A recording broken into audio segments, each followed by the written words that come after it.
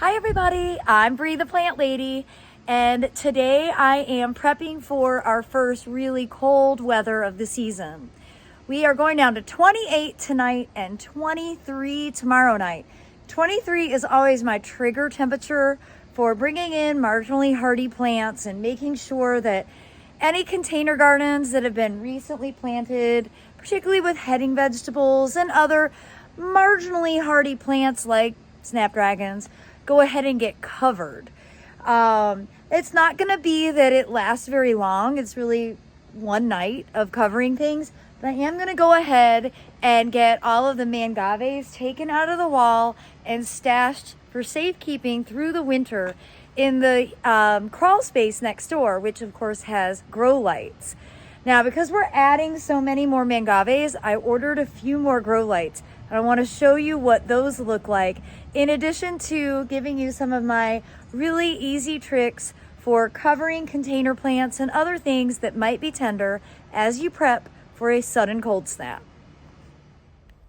So first I want to show you the grow lights. They just came in. I ordered them online and I've added a link to the description. These are by far the best grow lights I've ever used. They're both from Norb.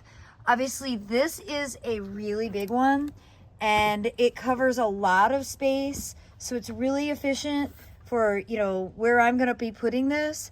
I got this other sort of smaller one, which I have 4 of in my heated shed, and this doesn't cover as much space, but it's still a really good grow light. So this one is the Norb Botanic 16 watt. And this is a 40 watt. And I basically just plug these in to the lights that you can buy in the utility section at Lowe's or Home Depot. Nothing fancy whatsoever. And then they'll go and they'll get attached to the timer. So they'll come on at the same time as all the rest of the lights. And then I know that under the house will be super well lit for the remainder of the winter, so that all of these mangaves will have the best possible chance of looking great for another season.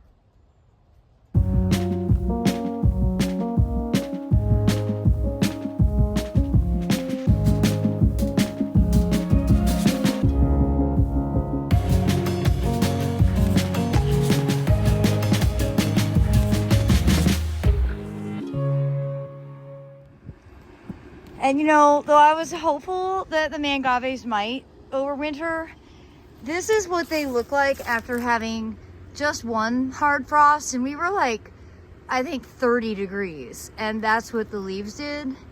So I really don't think that they're gonna make it, even just with this upcoming 23 degrees, let alone what the rest of the winter might give. So I don't regret the decision to go ahead and overwinter all of those mangaves in the wall under the house. Well, you see, they're getting pretty good light, but I think the addition of one more of those big bulbs like that will make a huge difference. And then I can always add the other small bulb to my other heated shed, which I'll show you an update on what that shed's looking like right now as well. And here in my heated shed, you can see I've got some annuals in here, violas, some leftover broccolis, some snapdragons that are going into containers, but I'm going to wait until after this cold hits. And then you can see all those Norb grow lights there with all the succulents. And I definitely think I could use another light in here for sure, like to brighten up that area. So that extra grow light will come in here and be utilized all winter long. So one of the most important things to do to make sure that any of your plants that might be tender or containerized make it through a sudden cold snap is to water them really thoroughly. Having the plants well watered will actually give them extra insulation against the cold. But it's also really important that when temperatures are going down well below freezing, like we are, going down to 23 degrees, that you undo your hoses. So take off your wands and make sure the water is drained out and unhook the hose from your faucet. I've done this way too many times where I didn't do those things, and I almost always end up having to replace at least the wand, but actually sometimes having to replace like everything. So make sure your water is also turned off. This is like super simple advice, but sometimes you forget. So consider this to be your reminder from me. And now I'm going to go take my own advice and do that to all the rest of my hoses. Well, there's no denying this is my absolute least favorite thing about gardening, and it's probably why I daydream about living somewhere even warmer than North Carolina, because I don't like dealing with freezing. I am not doing anything to the mangaves there that are blooming. That's like my sacrifice. It probably would have been easier to dump it out already because it's gonna get to be mushy, but I'll deal with that another day.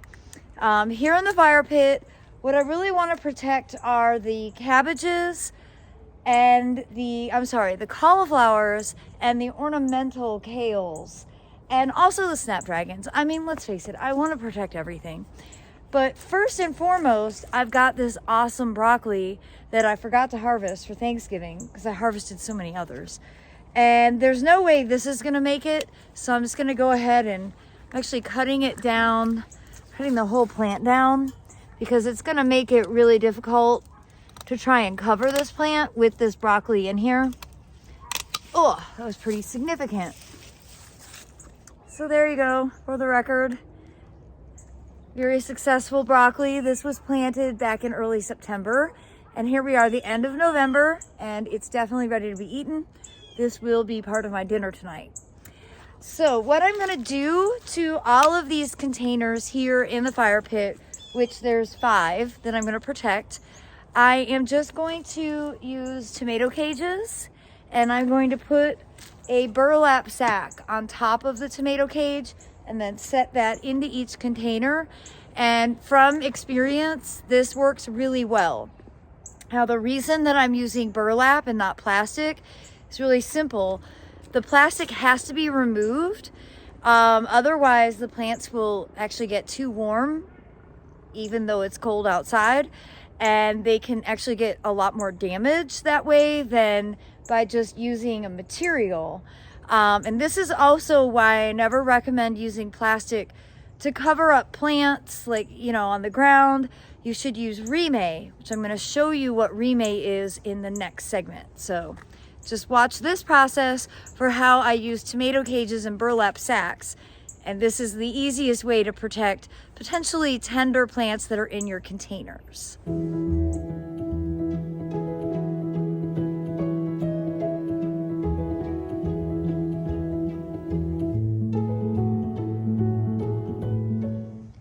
Well, and yes, Sophia's been a very, very critical helper through this entire process.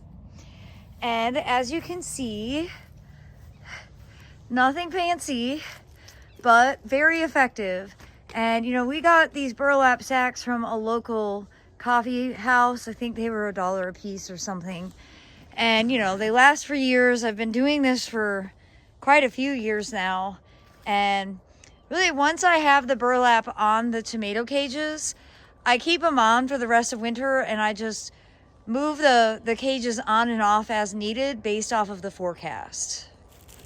All right, so you might be wondering, what is Remay or frost cloth, and why is it better than using sheets from inside? And well, the answer is really simple. Remay, or as what I bought on Amazon, Punata plant cover.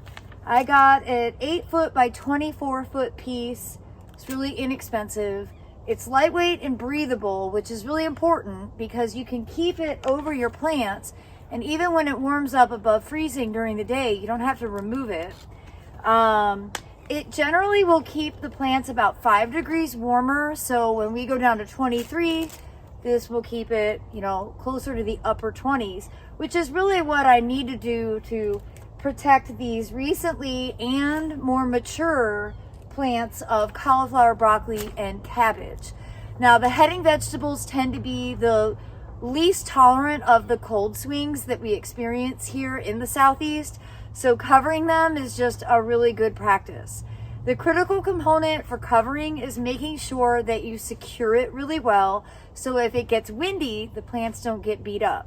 So the nice thing with the Rime, it's really lightweight, and you can just unroll it and essentially cut it to whatever size is appropriate for your space, as we've done there. And then I've just used clips to attach it to the containers. That way I know that it'll stay secure and it'll protect the plants for the next 2 nights, which is all I have to do right now.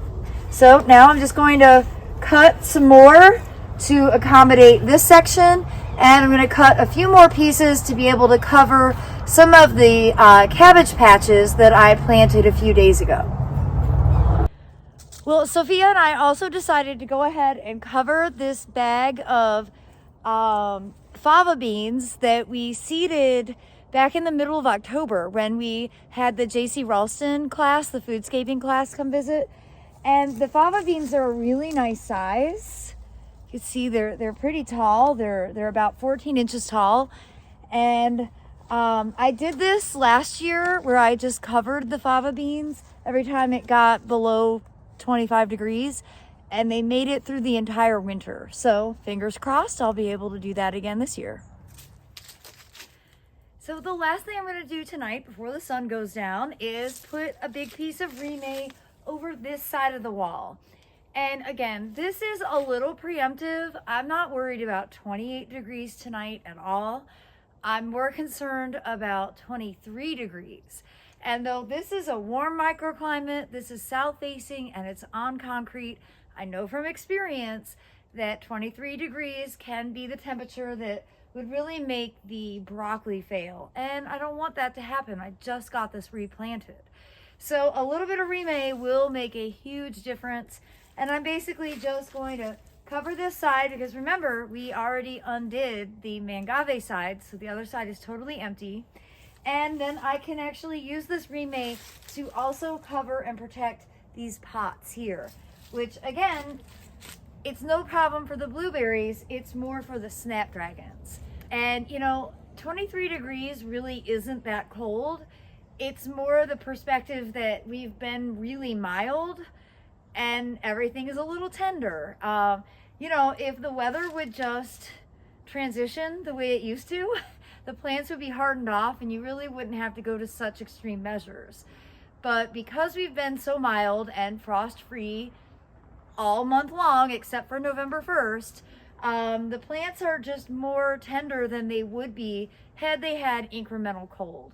So that's why I'm going ahead and taking these measures now in hopes that maybe, even though the forecast is not showing this, maybe we will get cold and stay cold, which would be the greatest thing that could possibly happen. I think what's actually going to happen is we're going to have a couple nights of cold and then we're going to go back to more than a week of not freezing and temperatures in the 60s and 70s. And that's where the biggest problems occur, particularly for those of us gardening in the Southeast. We just have no consistency to our winter weather.